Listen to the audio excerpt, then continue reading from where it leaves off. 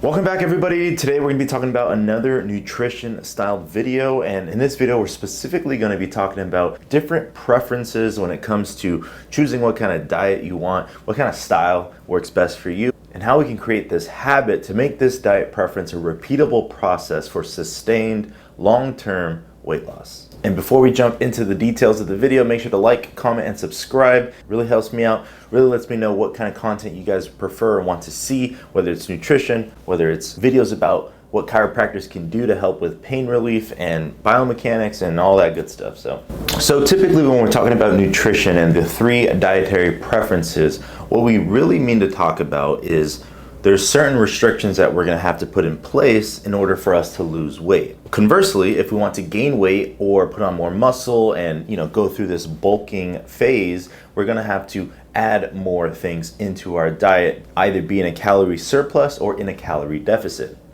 Now, if you guys don't understand the concepts of calorie deficits, calorie surplus, this energy balance of how many calories we should be burning and things like that, I'm going to put a link in the description of a video I did earlier talking a little bit about that.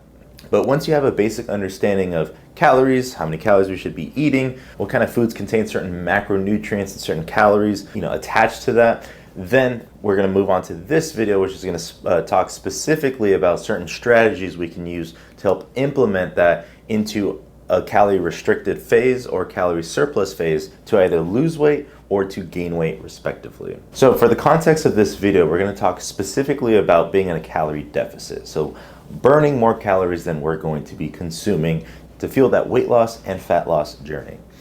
So there's three main ways. The first way we're going to achieve that is actually being in a calorie deficit. So our first topic is calorie restricted eating. So all that basically means is in the name itself. Most people have an understanding of what calories are. If you look on the back of a food label, it'll display how many calories we're eating. Let's say you're eating a snack, it's 100 calories, boom, that's 100 calories consumed, right? On a very basic understanding, on a basic level, that's in a nutshell what it is. Being in a calorie deficit would mean that we have to restrict our calories, therefore eating less calories than what we would typically burn in a normal day, right? So for example, if you're burning, let's say 2,200 calories a day, you want to be underneath that in how much you consume. So let's say we total all of the food that you ate and it equals about 1,700 calories. You're about 500 calories in a deficit for that day. Boom, you're on the path to weight loss. Now, obviously this doesn't happen overnight. It has to translate throughout the weeks, throughout the months, a lot of hard work, a lot of planning, a lot of things go involved to be in that deficit to fuel that sustainable weight loss over a larger period of time and also make it a healthy habit. Next on our list is time restricted eating. So time restricted eating is just as, again, the name implies, you're restricting the time at which you eat, okay? Most people understand this as intermittent fasting. As it's gained more popularity in the last few years, intermittent fasting, if you guys don't know, is essentially you restrict the time that you're eating. Most people will wake up and skip breakfast and continue that fast, meaning they sleep through the night, obviously not eating because you're sleeping, and continue that fasting state where you're not eating throughout the mornings of your day. That's typically the most common utilization of this intermittent fasting protocol, okay? There's variations, there's so many variations of different types of fasting protocols. There's the 16-8 fast where you're fasting for 16 hours, but then you eat in an 8-hour window. And then there's also such things as the 24-hour fasting. So you don't eat for a complete day, a complete 24-hour cycle. So you wake up, don't eat till you go back to sleep, and then when you wake up the next day, that's when you have your first meal. There's other iterations. There's the 48-hour fast, the 72-hour fast. There's all sorts of crazy different ones, although I do not recommend that. Usually for most people, 16-8 fast is a pretty good standard. When I was doing intermittent fasting, I actually stuck to a 14-10 schedule. So I would go 14 hours without eating and then 10 hours of that feeding period, right? I had that window of about 10 hours to consume all of my calories throughout the day. Now, the important thing to understand when you're talking about weight loss and or fat loss is no matter what time of the day that you're eating, let's say if we're taking a 16-8 fast, for example, 8 hours where you're supposed to be feeding, if you're still consuming a surplus of calories, you're not going to lose weight because you're not going to be in a deficit, okay? no matter what time that you're eating, what time you're restricting in your eating, it only really matters when it comes down to how many calories we're consuming versus how many calories we're burning off, right? That energy balance, right? That's ultimately what it comes down to. This time-restricted eating is essentially a way to help achieve that calorie restriction by not allowing us to eat during certain times of the day, right? So for example, again, most people will go to sleep. They sleep roughly about 7 or 8 hours. They wake up and then they go another 8 or so hours in the morning, typically skipping breakfast to continue that fast, and then right as that 16-hour mark hits, that's when they start eating. They have their light breakfast, breaking their fast, and then they continue to eat, their other meals throughout the day for the next couple of hours, hitting a calorie goal or hitting a macronutrient goal in that time frame, which obviously makes it a little bit harder because if you have a very heavy meal when you break your fast, typically you're gonna not want to eat for, let's say, another 2, 3, maybe 4 hours. And by that time, you only have 4 more hours to eat. And you can see how if you're only having 1 or 2 meals a day, and typically they're a little bit lower in calories, or they're more nutrient-dense foods like vegetables, and they fill you up a little bit more, you're going to lose weight in that regard. But again, you're not going to lose weight if you're still eating in a surplus of what we're burning versus being in a deficit, okay? So if you're breaking your fast with In-N-Out burgers and McDonald's and all these high-calorie foods that don't provide a lot of nutrition, number one, but also don't satisfy it in terms of your satiety levels, you're going to fall into that trap of overeating again. And then it doesn't really matter if you're intermittent fasting or not, because if you're using that as a tool for weight loss, you're not going to lose any weight that way. So now we talked about time-restricted eating. Now, the next point that we're going to go right into is our third option, which is our macronutrient restricted eating. Okay. Now, what this basically entails is we have 3 macronutrients.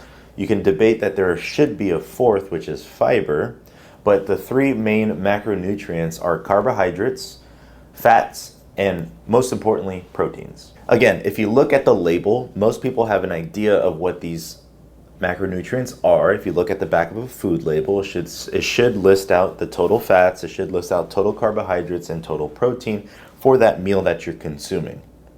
Okay, so when we talk about macronutrient restricted eating, we're basically restricting or limiting how much of each macronutrient we're getting.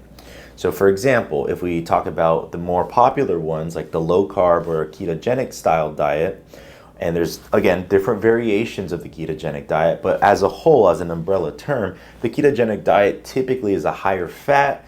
You're replacing fats for carbohydrates, okay? So typically, you're gonna have lower carbohydrates, so you're restricting how many carbs you're getting, and instead you're opting to eat more fat and more protein-based foods to supplement that and get those calorie needs. And we won't dive too much into the ketogenic diet itself, but the gist of it is you consume fats, eat less carbs.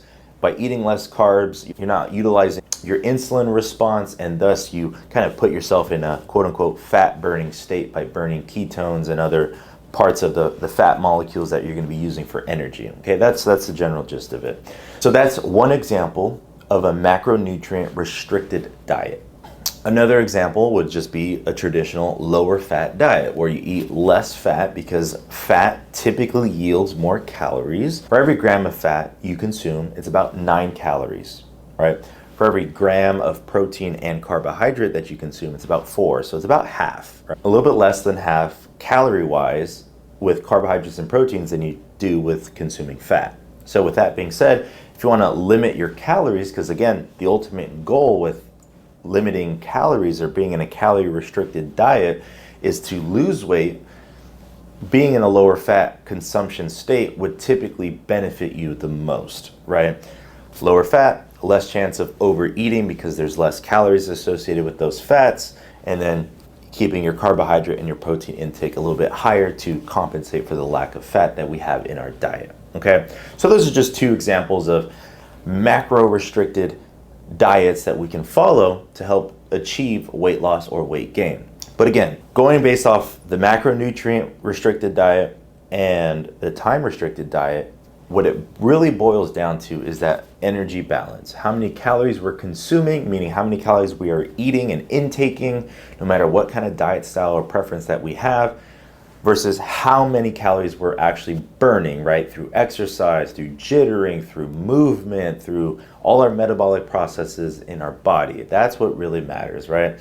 So if you're not finding the success that you want with intermittent fasting, the keto diet, low carb diet, whatever it is that you're doing, make sure that you are counting your calories, because at the end of the day, that is the most important thing when it comes down to weight loss and or fat loss, okay?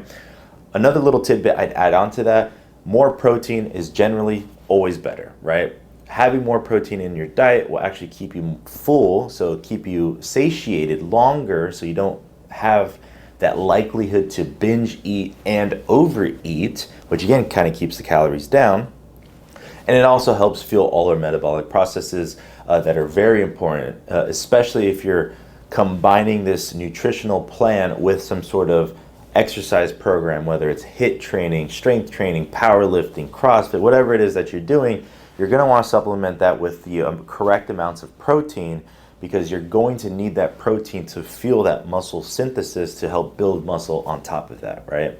So that's just a little tidbit for you guys that are undergoing or maybe even struggling with these dietary issues and struggling with losing weight or, you know, maximizing your fat loss, okay? So those are our 3 main dietary preferences that we're going to utilize to help either gain weight or lose weight. Macro-restricted eating, time-restricted eating, but most importantly, calorie-restricted eating. That is the most fundamental, basic principle that everyone needs to understand to make sure that they're either in a deficit or in a surplus to either lose weight or gain weight. And thirdly, if you are worried more so about maintenance, so kind of keeping the weight, you want to be roughly at that baseline of how many calories we're burning and eat at that same amount roughly, okay? As long as you're not overeating most of the week or undereating most of the week, if you're in that maintenance phase, you're gonna be okay. So if you guys have any questions, again, drop a comment down below. Hopefully you all found some value out of this video. And again, like, comment, and subscribe. Let me know what you guys think, and I'll make some more videos in the future regarding these topics, regarding nutrition, pain relief, chiropractic, whatever it is that you guys want, okay? Thank you guys for watching. See you guys in the next video. Take care.